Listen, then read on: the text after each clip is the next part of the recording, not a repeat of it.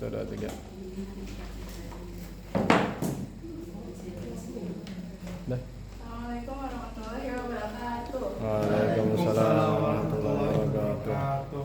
Perkenalkan semua, kami dari kelompok terakhir akan menjelaskan tentang bab 11, yaitu kisah teladan Abdurrahman bin Auf dan Abu Dzar Al-Ghifari. Dan kelompok ini terdiri dari Aisyah, Nadia, dan Zahra.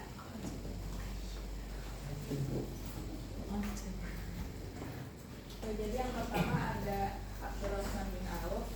Jadi ya ini adalah seorang sahabat Nabi. Jadi seorang dari 10 sahabat Nabi yang dijadikan surga. Habis itu dia juga masuk kelompok 8 orang yang mula-mula masuk Islam. Dia ini bersyahadat 2 hari setelah Abu Bakar As-Siddiq. Terus dia ini juga termasuk 6 orang sahabat yang bermusyawarah dan pemilihan khalifah setelah Umar bin Al-Khattab. Nah, keutamaan yang dimiliki oleh Abdurrahman bin Auf yaitu ada dia ini mufti yang dipercaya oleh Rasulullah SAW untuk berfatwa di Madinah. Setelah itu dia juga ikut bertempur dalam banyak peperangan, misalnya kayak perang Badar, Uhud, dan juga perang-perang lainnya.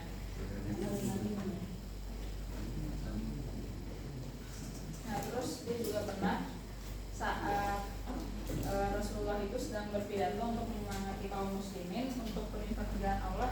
Nah, Abdurrahman bin Auf ini langsung menyumbang separuh hartanya yang senilai dengan 2.000 dinar. Terus dia juga menjadi para pejuang perang Badar. Jadi saat itu tuh Rasulullah tuh membutuhkan dana untuk perang Tabuk. Perang itu mahal dan sulit karena medannya itu jauh. Ditambah situasi Madinah yang saat itu sedang dilanda musim panas. Nah, akhirnya si Abdurrahman bin Auf ini menyumbang 200 rupiah emas. Sayyidina. Iya, saya.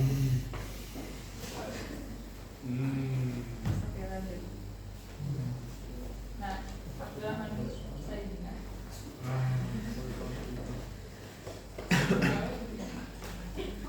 Kayak Sayyidina Abdurrahman bin Auf ini jadi dikenal sebagai orang yang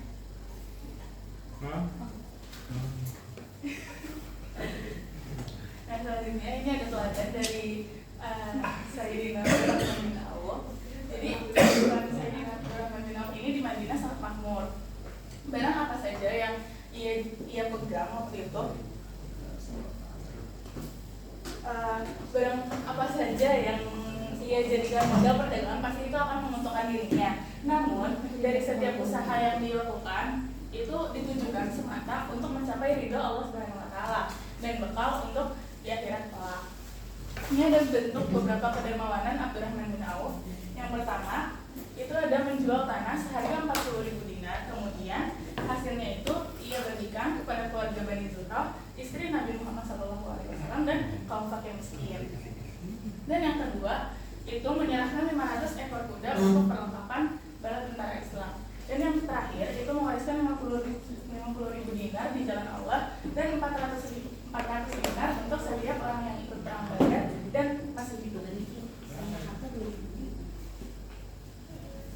Nah, selanjutnya ini ada kisah Abu Dzar Al-Ghifari sebelum masuk Islam. Jadi sebenarnya nggak diketahui pasti kapan Abu Dzar itu lahir. Nah, sejarah itu cuma mencatat ia itu lahir dan tinggal dekat jalur kafilah Syria. Nah, ini ada riwayat kelam Abu Dzar. Jadi Abu Dzar itu dibesarkan di tengah-tengah keluarga besar Al-Ghifari. Tetapi ia dan pengikutnya itu hanya merampok orang-orang kaya dan hasil rampokannya itu dibagikan kepada fakir miskin. Nah, dari situ kerusakan dan derita korban yang disebabkan oleh aksinya itu menjadi titik balik dalam perjalanan hidupnya. Dia tuh insaf dan berhenti dari aksi jahatnya. Nah, dari situ ia menyesali segala perbuatan jahatnya itu. Dia mengajak rekan-rekan lainnya untuk insaf juga gitu. Terus dari tindakannya itu menimbulkan amarah besar bagi sukunya pada saat itu. Terus memaksa Junjad meninggalkan tanah kelahirannya. Nah, terus bersama ibu dan saudara lakinya Anis Al-Ghifar, Abu Dzar hijrah ke Najd. Ini merupakan hijrah pertama Abu Dzar dalam mencari kebenaran.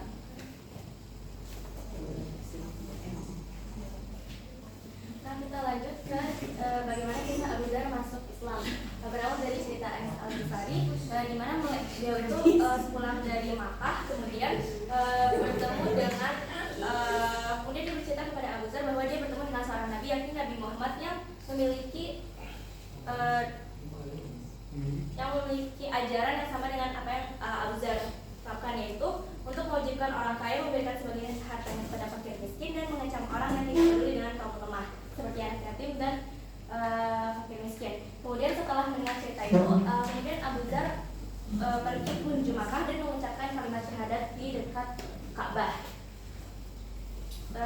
Selanjutnya dia juga mengajak sanak saudaranya untuk masuk Islam dengan membawa rombongan dari kabilah Qatar dan Aslam ke Madinah untuk menyatakan sumpah setia kepada Nabi. Mereka termasuk Al-Sufah, yaitu sekelompok sahabat yang tinggal di serambi Masjid Nabawi dan senantiasa beribadah zuhud dari dunia dan miskin. Selanjutnya, bagaimana keislaman Abu Dzar? Menurut di kalangan Sufi, Abu Dzar dipandang sebagai perintis dari Sufi yang lebih memiliki kefakiran meskipun memiliki peluang untuk hidup kaya. Kemudian, menurut ahli hadis, Abu Dzar dikenal sebagai perawi hadis dengan 31 hadis diriwayatkan oleh Al-Bukhari dan Muslim. Kemudian bagaimana kematian Abu Dzar? Kematian Abu Dzar sesuai dengan prediksi Rasulullah. Dengan kematian juga didahului oleh kematian sang istri.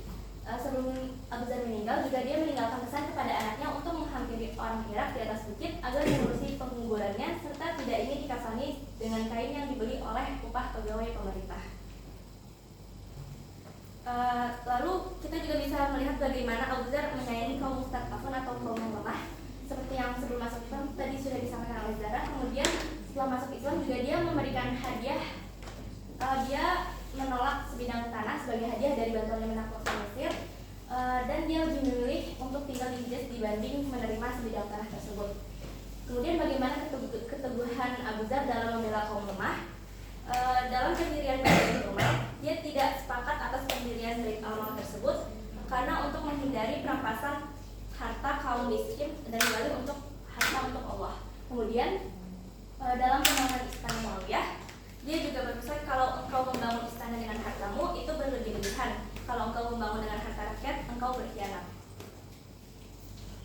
Nah, ini terakhir ada pesan Rasulullah SAW kepada Abu Dzar.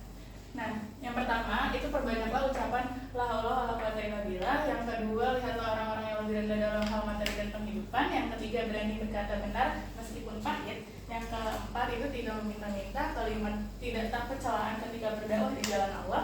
Yang keenam, menyambung silaturahim. Dan yang terakhir itu mencintai orang miskin. Itu dia kurang lebihnya presentasi dari kami. Kurang lebihnya mohon maaf. Wassalamualaikum warahmatullahi wabarakatuh.